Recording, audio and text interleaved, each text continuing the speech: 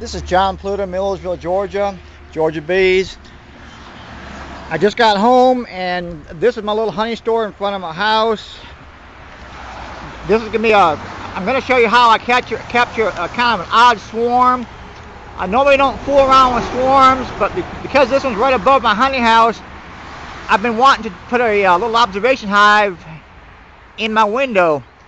This hive is this is a little bigger than a basketball, or a little bigger than a football, smaller than a basketball. It's a acceptable size swarm.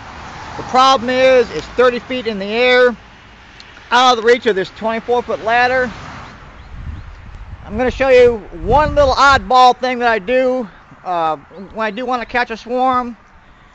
What I do is I've got a pole that comes from a pool supply store, and it is adjustable. It'll go about 20 feet or about 16 feet. There's two 8-foot sections. What I've done is attached a bucket to it, just a plastic bucket. I just extracted a couple frames. I've got three. I had 4 wet frames. I pulled one out because of the weight. I have a hook on the end of the bucket. What I'm going to do with it is I'm fixing to put this swarm into a little window observation hive that I make. It's a 5-frame nuke with a piece of plexiglass in the side. I put one of the wet frames back in the box because I don't want to have too much weight hanging up there. And I'm going to put it in my honey house window when I get done. For those of you who haven't seen the honey house or the honey store, just real quick, we just have all kinds of honey and beeswax candles inside. And what I'm going to do is put the observation hive in the window where the jars are right now.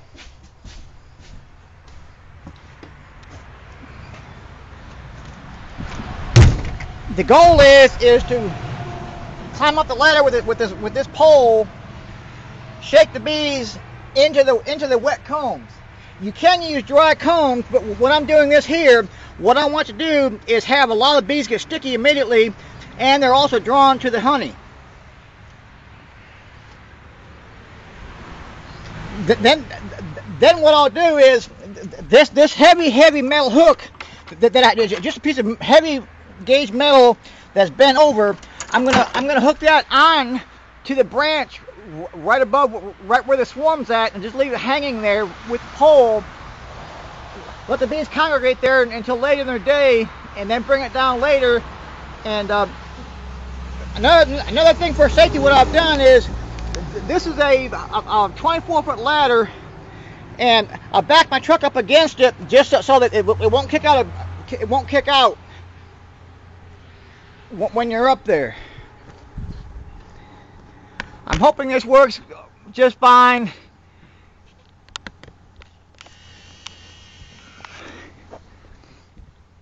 I finally got me a tripod.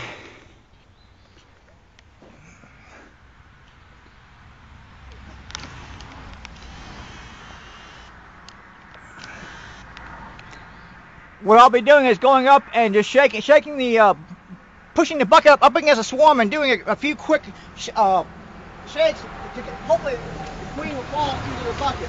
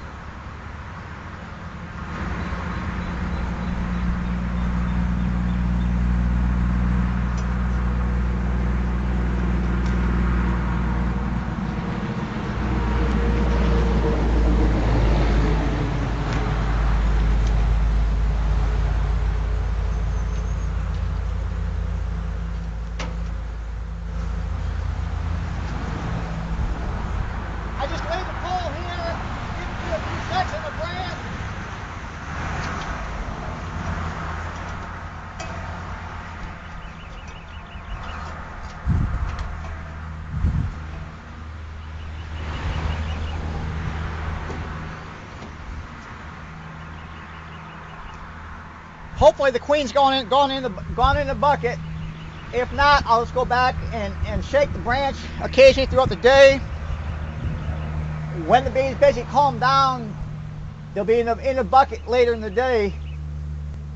And just I'll bring the bucket down. The bucket's hanging with the hook. The wet combs help us in attracting it, but also a lot of the bees get sticky immediately where they can't fly off.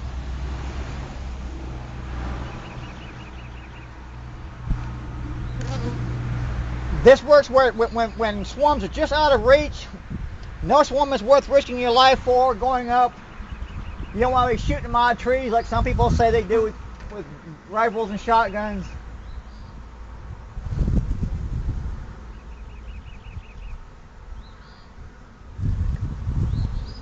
Hope this gives you a few ideas. I hope to have this swarm in my honey store window by the weekend. Good luck to you. John Pluta, Millersville, Georgia.